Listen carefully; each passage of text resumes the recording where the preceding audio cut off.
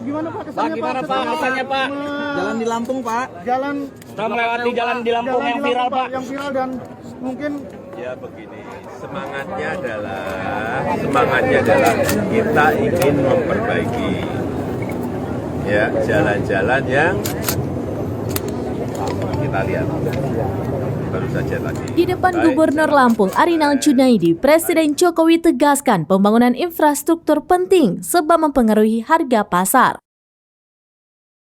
Hal itu disampaikannya saat berkunjung ke Lampung mengecek infrastruktur jalan usai ramai dikritik TikToker Bima baru-baru ini.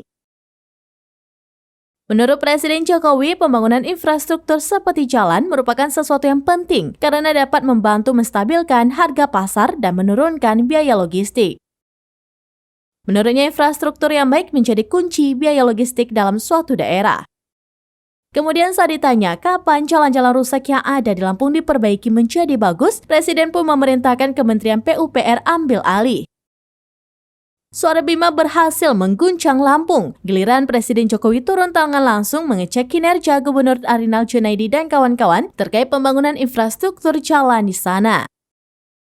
Diketahui sebelumnya nama Bima Yudho Saputro, anak muda asal Lampung yang studi di Australia ini ramai dibicarakan usai mengkritik lambatnya pembangunan di daerahnya. Bima sempat dipolisikan karena menyebut kata Dajjal dalam videonya saat mengkritik pembangunan di Lampung yang tayang di TikTok dan ditonton jutaan orang itu.